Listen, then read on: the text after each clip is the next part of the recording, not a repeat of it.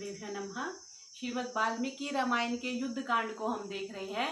कल हमने देखा था कि श्री राम ने पूरे सम्मान पूर्वक रावण की अंत्येष्टि करवाई। हालांकि विभीषण जी करने के इच्छुक नहीं थे, पर श्री राम के कहने पर विभीषण ने अंतिम संस्कार किया और मंदोदरी का काफी विलाप था और अन्य पत्नियों का भी रावण के प्रति विलाप था। तो कल हमने ये देखा था और अंत में ये देखा था कि श्री राम जी हनुमान जी को बोलते हैं कि आप विभीषण की आज्ञा लेकर के सीता के पास जाओ और मेरी सूचना दो कि ऐसे ऐसे मैंने रावण को मार दिया है। तो ये सारा कल हमने देखा था। आज हम देख रहे हैं 63वें सर्ग में हनुमान का सीता को श्री राम का संदेश देना। इति प्रति समादिष्टो हनुमान मारुत आत्मजा पर विवेश पुरीम लंकां पूज्यमानो निशाचर। क्या कह रहे हैं इसमें? पवन पुत्र हनुमान जी इस प्रकार राम का आदेश पाकर जब लंका में पहुंचे तब राक्षसों ने उनका खूब आदर सत्कार किया। पर विश्य च महातेजा रावणस्य निवेशनम ददर्श मृज्या ही नाम सात्कामेव लोहिनी वृक्ष मूले निरानंदाम राक्षसी अभि समावृताम निभृता प्रणता प्रहत सो अभिगम्य अभिवाद्य च। महातेजस्वी हनुमान ने रावण की अशोक वाटिका में प्रविष्ट होकर देखा कि स्नान आदि रहित मैली कुचैली मृगी के समान भयभीत एवं उदास और राक्षसियों से घिरी हुई सीता जी एक अशोक वृक्ष के नीचे बैठी हुई हैं। यह देख हनुमान जी चुपचाप उनके समीप गए और शीश झुका विनम्र हो प्रणाम करके खड़े हो गए। दृष्ट्वा तम अगतम देवी हनुमंतम महाबलम तूष्णीमास्त तदा दृष्ट्वा संवृत्वा परमुद अभवत्। महाबली हनुमान को आया देख सीता जी थोड़ी देर तो चुपचाप रही, तत्पश्चात उन्हें पहचान कर वे प्रसन्न हो गई, क्योंकि हनुमान जी पहले भी उनसे मिलके गए थे। तब सीता जी हनुमान जी को देखकर प्रसन्न हो गईं। सौम्यं दृष्ट्वा मुखं तस्या हनुमान प्लवद उक्तमा रामस्य वचनं सर्वं आख्यातुमुपक्रमे। कपिश्रेष्ठ हनुमान जी सीता के सौम्य और प्रसन्न मुख को देखकर उन्हें श्री राम का समस्त संदेश सुनाने लगे। वैदेही कुशली रामा सह सुग्रीव लक्ष्मणा कुशलं त्वाह सिद्धार्थो हत शत्रुर अरिंदम। हे वैदेही, सुग्रीव और लक्ष्मण सहित श्री राम कुशल पूर्वक हैं। शत्रु हंता एवं सफल मनोरथ श्री राम ने शत्रु को मारकर आपसे कुशल संवाद कहा है। विभीषण सहायेन रामेन हरि भी सह निहतो रावणो देवी लक्ष्मणस्य नयेन च। हे देवी, श्री राम ने वानरों को साथ ले विभीषण की सहायता और लक्ष्मण के नीति चातुर्य से रावण को मार दिया। प्रियम आख्यामि ते देवी त्वां तु भूयास भाजये दिष्टया जीवसी धर्मज्ये संयुगे जयेम। हे देवी, मैं आपको प्रिया संदेश सुनाकर पुनः पुनः आनंदित कर रहा हूँ। पुनः पुनः इसलिए कि एक बार पहले भी हनुमान जी उन्हें संदेश दे चुके थे जब वो श्री राम की रिंग लेके आए थे उनके पास। तो वह संदेश कौन सा है कि श्री राम ने कहा है कि हे पातिव्रत्य धर्मज्ञ, पतिव्रत का पालन करने वाली, धर्मज्ञ धर्म का पालन करने वाली, धर्म को जानने वाली सीते, यह बड़े सौभाग्य की बात है कि तुम जीवित हो, अन्यथा मेरी विजय व्यर्थ हो जाती। अपने पराक्रम से हमने युद्ध में विजय प्राप्त की है। लब्धो नो विजय सीते स्वस्था भवगत व्यथा रावणश्च हता शत्रुर्लंका चेयम वशीकृता। हे सीते, हमने लंका पर विजय पाली है, रावण रूपी शत्रु को मार दिया है और लंका जीत ली गई है। अतः तुम अपने मन की व्यथा को दूर कर प्रसन्न हो जाओ। संभ्रमश्च न गंतव्यो वर्तन्या रावणाले विभीषण विधेयं हि लंकेश्चर्यमिदं कृतं तदाश्च सिंह विश्वस्ता सब ग्रहे परिवर्तसे। अब रावण के महल में रहते हुए भी आपको घबराना नहीं चाहिए, क्योंकि लंका का राज्य अब विभीषण को सौंप दिया गया है। अतः अब तुम निश्चिंत हो जाओ और ऐसा समझो कि तुम अपने ही घर में हो। एव मुक्ता हनुमता सीता धर्मे व्यवस्थिता अब्रवीत परम प्रीता हर्ष गद गदया गिरा।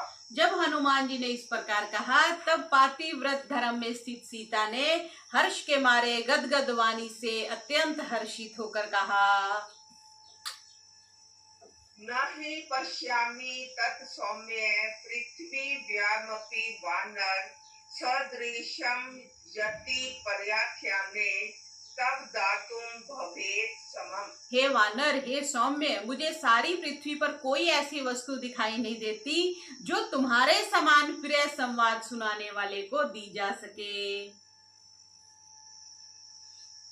हिरण्यं वा सुवर्णं वा रत्नानि विविधानि च राज्यं वा त्रिषु लोकेषु नैतदर्हति भाषितुम्। सोना, चांदी, विविध प्रकार के रत्न और त्रिलोकी का राज्य भी इस प्रिय एवं सुखद संवाद को सुनाने के बदले में उचित पुरस्कार नहीं हो सकता। ये सीता माता जी ने हनुमान जी को कहा।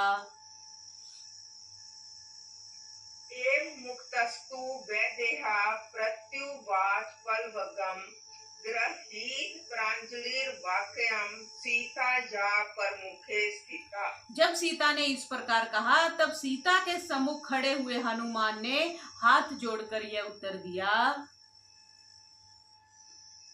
भर्तुर प्रिय हिते युक्तम भर्तुर विजय कांक्षिणी स्त्रीगत मेव विधम वाक्यम तब मेव हर्षि भाषितुम्। हे पति के प्रिय हित में तत्पर रहने वाली, हे पति की विजय चाहने वाली, इस प्रकार स्नेह भरे वचन आपके ही योग्य हैं, यानी आप ही कह सकती हैं। तवेत द वचनम सौमे सार्वत स्त्रीगत मेव च रत्नोधा द्विविधा चापि देव राज्य द्विशिष्यते। हाँ, ये स्निग्ध शब्द है। स्निग्ध शब्द जो होता है ना, जैसे घी को स्निग्ध कहा जाता है, ऑयल स्निग्ध होता है, जिसको फैट युक्त हम कह देते हैं, ऑयली कह देते हैं। तो स्निग्ध शब्द संस्कृत में प्रयोग होता है स्नेह के लिए, किसी के साथ स्नेह होता है, प्रेम होता है, उसके लिए। तो कह रहे हैं कि हे सौम्य, आपके ये सार युक्त और स्नेह सिक्त जो वचन है, केवल विविध प्रकार के रत्नों से ही नहीं, अपितु स्वर्ग के राज्य से भी कहीं अधिक बढ़ चढ़कर मूल्यवान है। किमस्तु खलु राक्षस्यो यदि तव मनु मन्यसे हन्तुम इच्छामह्यं सर्वा याभि सत्वं तर्जिता पुरा। मुझे तो एक ही पुरस्कार चाहिए क्या कि हे देवी, यदि आप आज्ञा प्रदान करें तो मैं इन सब राक्षसियों को जो पहले आपको डराती धमकाती थी, मैं इनको मार डालूं। खातर जानू प्रहारेश्च दशना नाम च पातने भक्षणे करना सा नाम केशा नाम लुन्नैस तथा नखे शुष्क मुखी भीष्ट दारने लंके नरहते निपात्य हंतुम इच्छामि तव विप्रिय कारिणी। हे, मैं इन राक्षसियों को घुटनों से रगड़कर मारना चाहता हूँ, दांतों से इन्हें काटना चाहता हूँ, इनके बालों को नोच नोच कर उखाड़ना चाहता हूँ और इनके नाक और कानों को खाना चाहता हूँ। आपको सताने वाली इन सूखे मुख वाली राक्षसियों का नखों से विदीर्ण कर और ऊपर उछाल उछाल कर और भूमि पर पटक पटक कर मार डालना चाहता हूँ। क्योंकि हनुमान जी ने देखा था इनडायरेक्टली के राक्षसनियां सीता माता को कितना परेशान कर रही हैं, इसलिए वो कह रहे हैं कि मैं इनको मारना चाहता हूँ। एव मुक्ता हनुमता वैदेही जनक आत्मजा उवाच धर्म सहितम हनुमंतम यशस्विनी। जब हनुमान जी ने जनक नंदिनी सीता जी से इस प्रकार कहा, तब यशस्विनी सीता जी ने, जिनमें बदले की भावना नहीं थी, उन्होंने हनुमान जी से ये धर्म युक्त वचन कहे। राज संशय वश्या नाम कुर्वन्ति नाम पराजया विद्या नाम च दासी नाम कूपे द्वानर उत्तमम। हे वानर श्रेष्ठ, राज सेवा वश पराश्रित एवं अतएव उसकी आज्ञा का पालन करने वाली दासियों पर भला कौन क्रोध करेगा, क्योंकि वो तो वही करती थी ना जो रावण उनको कहता था। इसलिए सीता माता कह रही है कि इन पर क्रोध करने का कोई मतलब नहीं है। भाग्य वैष्मय योगेन पुरा दुश्चरितेन च मया तत् प्राप्यते सर्वम सब कृतम ह्यप्युभुज्यते। मैंने ये सब दुख विपरीत, ये देखो सीता माता के वचन है, भाग्य वैषम्य योगेन, भाग्य वैषम्य कहते हैं विरोध वाला, और साम्य होता है जो समान वाला होता है। अपने न्याय दर्शन में पढ़ा था ना, वैधर्म्य और साधर्म्य। तो वैषम्य मीन्स जो विषम है, सम और विषम होता है ना, तो भाग्य के विषम होने से, भाग्य के विपरीत के योग से, पुरा दुश्चरितेन, जो पुराने मैंने कोई पाप का कर्म किए हैं, मैं ये तत्प्राप्यते सर्वम स्वकृतम ही उपभुज्यते। बहुत सुंदर बात कही सीता माता, कहती है कि ये दुख मैंने विपरीत भाग्य दोष से और पूर्व जन्म में किए हुए दुष्कृतों के कारण पाया है, क्योंकि अपना किया हुआ ही भोगा जाता है। यहाँ पर ये योग दर्शन में भी एक बात आती है, अवाक के नाम से आता है कि कुछ तो पिछला कर्माशय होता है और कुछ हमने अभी किया। जैसे सूखी घास रखी हुई है, उसको बस छोटी सी चिंगारी लगने की देर है और वो जल जाएगी। इसी तरह कुछ पुराने कर्मों का भी संग्रह पड़ा हुआ है और कुछ अभी का भी है। तो जब वो दोनों मिल जाते हैं, तब वो कुछ ना कुछ हमारे साथ बुरा होता है। बुरा कभी भी अन्यायवश नहीं हो सकता। बहुत से विद्वान लोग ऐसी व्याख्या करते हैं जी, तो हम सड़क पे खड़े थे, किसी ने टक्कर मार दी, उसने अन्याय कर दिया और मतलब इसकी क्षतिपूर्ति होगी। अगर क्षतिपूर्ति होती है तो फिर भगवान की न्यायकारिता पे क्वेश्चन आता है, और हम डिंडोरा सारा दिन पीटते रहते हैं भगवान न्यायकारी है, भगवान न्यायकारी है। तो भगवान के सर्वशक्तिमान, सर्वव्यापक और न्यायकारी होते हुए कुछ भी अन्याय नहीं हो सकता। ये श्रीमद् वाल्मीकि रामायण में भी सीता माता यही कह रही है कि अगर मेरे साथ कुछ बुरा हुआ है तो वो पूर्व जन्म में किए हुए दुष्कृत्यों के कारण हुआ है। उन्होंने ये नहीं कहा कि मेरे साथ रावण ने अन्याय कर दिया या मेरे साथ बुरा हुआ। तो शास्त्र कहीं भी ये नहीं कहता कि कोई व्यक्ति अन्याय आपके साथ करता है। हमें लगता जरूर है, ये हमारी परिभाषाएं हमने बना ली, सामने वाले ने टक्कर मार दी, सामने वाले ने गाली दे दी, सामने वाले ने ये नुकसान हो गया। अभी जैसे वो प्लेन का क्रैश हुआ, तो जिनका कर्माशय वैसा था, उस जलते हुए विमान से भी एक व्यक्ति कूद गया, वो बच गया, और एक किसी कारण से लेट हो गई, वो चढ़ नहीं पाई। एक व्यक्ति ने बोर्डिंग नहीं करी लेकिन वहां पहुंचा हुआ था, सारा चेक इन वगैरह सब कुछ कर लिया था। तो जो जिसका कर्माशय अच्छा सामने आ गया, उसने तो उसके बुरे कर्माशय को एक साइड पे कर दिया, और जिसका पूर्ण बुरा कर्माशय उदित हुआ था, जिसने अपना फल देना ही देना था, उन्होंने अपना फल दे दिया। तो इस प्रकार कुछ भी जो भी हम भोगते हैं, वो पूर्व जन्म में किए हुए या इस जन्म में किए हुए दुष्कृत्यों के कारण भोगते हैं। तो ये कभी नहीं समझना चाहिए। क्यों? क्योंकि जब हम दूसरे के बारे में ये सोचते हैं कि उसने हमारे साथ बुरा किया, तब हम एक और बुरा कर्म पैदा कर रहे हैं। मानसिक कर्म हमने कर दिया ना, दूसरे को गाली दी, दूसरे के बारे में बुरा सोचा, फिर उसका फल फिर भोगना पड़ेगा। तो ये कमबख्त चेन रिएक्शन तो हमें ही तोड़नी है, कोई दूसरा नहीं आके तोड़ सकता। इसलिए वो साधारण भाषा में कह देते हैं कि माफी मांगो और माफ करो। यही एक जीवन का वो होना चाहिए, ताकि हमारे कर्म आगे ना बढ़े। तो ये सीता माता ने कहा कि इन सब पे कोई दोष देने का कोई मतलब नहीं है जी। आजप्ता रावण एनेका राक्षस्यो माम तर्जयन् हते तस्मिन् कुर्युर्हिर् तर्जनम वानर उत्तम। हे वानर उत्तम, इन राक्षसियों ने रावण की आज्ञा से ही मुझे सताया है। कितना स्पष्ट कह दिया। अब उसके मर जाने पर ये भी मुझे नहीं डांटेंगे। क्यों? क्योंकि इनको तो पीछे से जो कमांड मिल रही थी वही इसका फॉलो कर रही थी ये। अयम व्याघ्रन समीपे तु पुराणो धर्म संहिता रक्षेन गीता श्लोको मे तन्निबोध पल्वकम। इस विषय में सीता माता कह रही है कि क्षमा करना ही उचित है कि एक प्राचीन कथा है कि एक जो शिकारी था व्याघ्र के भय से वृक्ष पर चढ़ गया और जिस पर एक रीछ पहले ही बैठा हुआ था।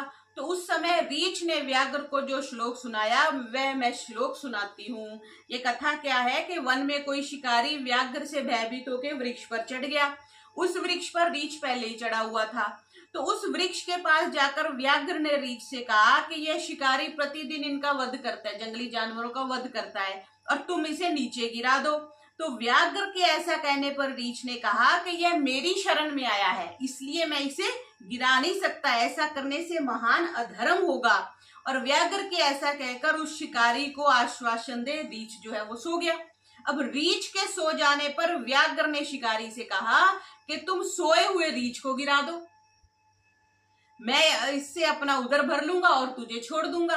तो व्याघ्र की प्रेरणा पर शिकारी ने रीछ को गिरा दिया, परंतु वृक्ष पर चढ़ने आदि का अभ्यास होने के कारण उसने दूसरी शाखा पकड़ ली और गिरने से बच गया।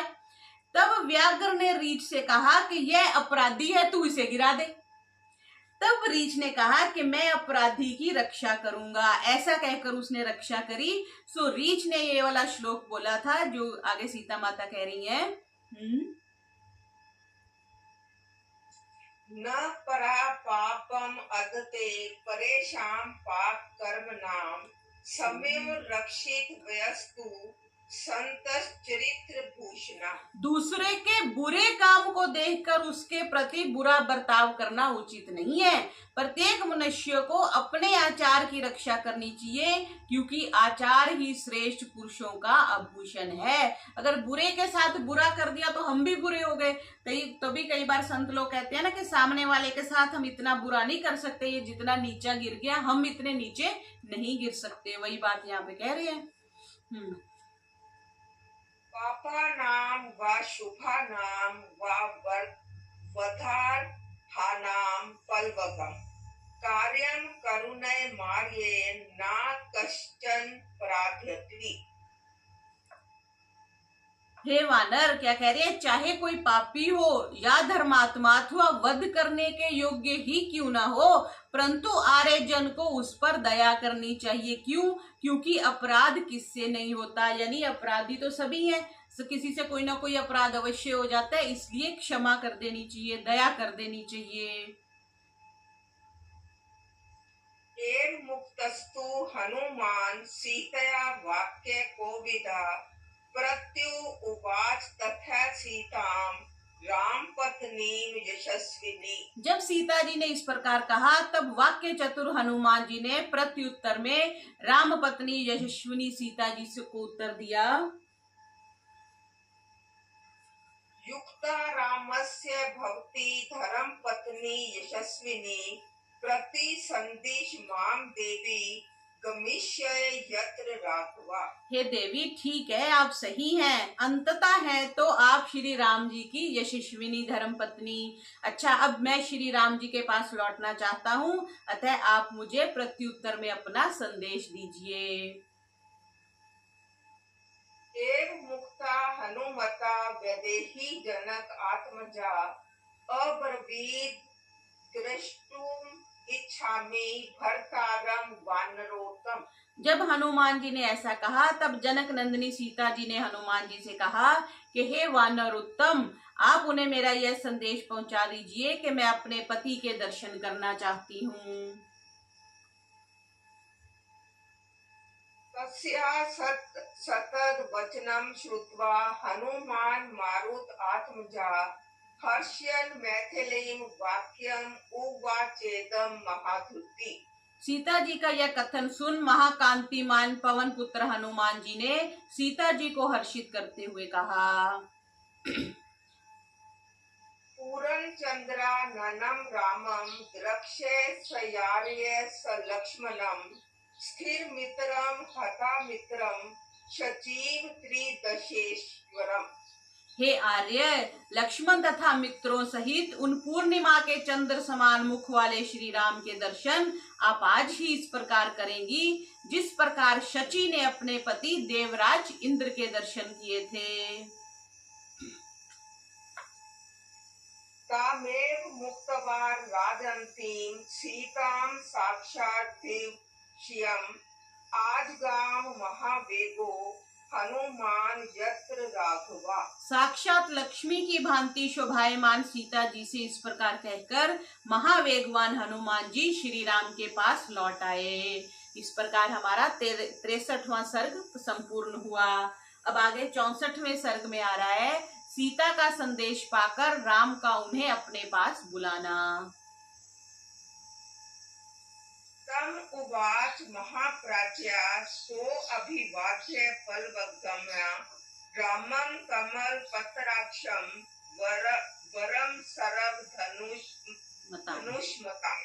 वहां पहुंचकर महामती हनुमान ने धनुर्धारियों में श्रेष्ठ कमल नयन श्री राम को प्रणाम करके कहा, जन्निमितो अयम आरंभा कर्मणाम च फलोदया ताम देवीं शोक संतप्तां मैथिलीं द्रष्टुर्मर्हसि। राजन, जिसके लिए यह इतना विशाल आयोजन किया, सेतु बंधन किया, युद्ध किया गया और जो इस समस्त आयोजन का फल स्वरूप है, और उन शोक संतप्त सीता जी का अब आपको दर्शन करना चाहिए। साहि शोक समाविष्टा वाशक पर्याकुलेक्षणा मैथिली विजयम श्रुत्वा तब हर्षम उपागमत। राजन, शोक से व्याकुल और रोती हुई सीता आपकी विजय का समाचार सुनते ही हर्षित हो गई। पूरम काट प्रयात चाह मुक्तो विश्वस्तया तथा भर्तारम द्रष्टुर्म इच्छामि त्रितार्थम सह लक्ष्मणम। पूर्वकालीन परिचय के कारण सीता जी ने मेरे कथन पर विश्वास किया और यह कहा कि मैं सफल मनोरथ लक्ष्मण सहित अपने पति का दर्शन करना चाहती हूँ। एव मुक्तो हनुमता रामो धरम भृतांबरः अगच्छ सहसा ध्यानम ईषद बाशप परिपल्लुका। जब हनुमान जी धर्मात्माओं में श्रेष्ठ श्री राम को इस प्रकार सीता माता का संदेश सुनाया, तब उनकी आंखें कुछ डगमगा गईं और वे सहसा सीता के ध्यान में मग्न हो गए। दीर्घम उष्णम विनिष्कस्य मेदिनीं वलोकयन् उवाच मेघ स आकाशम विभीषणम उपस्थितम। फिर दीर्घ निश्वास छोड़कर और पृथ्वी को देखते हुए श्री राम पास में उपस्थित मेघ के समान सुखप्रद विभीषण से बोले, दिव्या अंगरागाम वैदेहीं दिव्याभरण भूषितां इह सीतां शिरा सत्रातां उपस्थापय माचिरम। हे विभीषण, सीता को उपटन आदि से सिर सहित स्नान कराकर और दिव्य आभूषणों से अलंकृत करके यहाँ ले आओ। तो यहाँ पे उपटन की तब प्रथा थी। आजकल भी हमारे जमाने में भी नानी दादी लोग उपटन का प्रयोग करती थी। तो उन्होंने कहा कि ये दिव्य अंगरागाम वैदेहीम दिव्य भरण भूषिताम इह सीताम शिरा स्नाताम उपस्थाप्य माचिरम, उनको लेके आ जाओ स्नान करवा करके। तो उपटन सहित यहाँ पे लिखा गया। एव मुक्तस्तु रामेन त्वरमानो विभीषणा परविष्यांता पुरम सीतां सवाभि स्त्रीभिर्चोदयत्। श्री राम के ऐसा आदेश देने पर विभीषण तुरंत अपने अंतःपुर में गए और अपनी स्त्रियों द्वारा सीता को अपने आने का समाचार दिया। तथा सीतां महाभागां दृष्टव उवाच विभीषणा मूर्घिं भद्रांजलि श्रीमान विदितो राक्षसेश्वरा। तत्पश्चात राक्षस राज श्रीमान विभीषण ने महाभागा सीता के समीप जाकर और विनम्र भाव से हाथ जोड़कर कहा, दिव्य अंगरागा वैदेही दिव्य भरण भूषिता यान्मा आरोह भद्रम ते भर्ता त्वाम दृष्टुम इच्छति। हे देवी, आपका कल्याण हो। आपके पति आपके दर्शन करना चाहते हैं, अतः आप उत्तम उपटन आदि लगवाकर स्नान कर लो और दिव्य आभूषणों से अलंकृत होकर पालकी पर सवार हो जाओ। यानम आरोह आ गया ना, यान मीन्स पालकी, आरोह मीन्स उस पर चढ़ जाओ। एव मुक्ता तु वैदेही प्रत्युवाच विभीषणम् असन्नाता दृष्टुम इच्छामि भर्तारम राक्षस अधिप। जब विभीषण ने यह संदेश दिया तब सीता जी ने कहा कि हे राक्षसेश्वर, मैं तो बिना स्नान किए ही अपने स्वामी के दर्शन करना चाहती हूँ।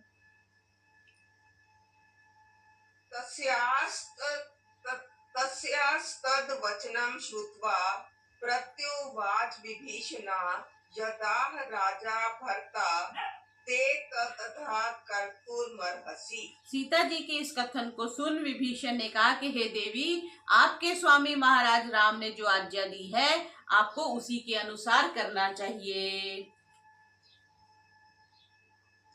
तस्य तद्वचनं श्रुत्वा मैथिली भ्रतर देवता भ्रतर भक्ति व्रता साध्वी तथ इति प्रत्यभाषत। विभीषण की बात सुन पति को ही अपना आराध्य देव मानने वाली पतिव्रता सीता ने पति भक्तिवश उत्तर दिया कि बहुत अच्छा। प्रत्यभाषत मीन्स उसको उत्तर दिया कि ठीक है। तथा सीताम शिरा सत्राताम युक्तिर्भिर्लंकृताम महाहाभरणोपेताम महाहारंबरधारिणीम आरोप्य शिबिकाम दीप्ताम प्राघर्या अंबर संवृताम रक्षोभिर्बहुभिगुप्ताम जहार विभीषणा।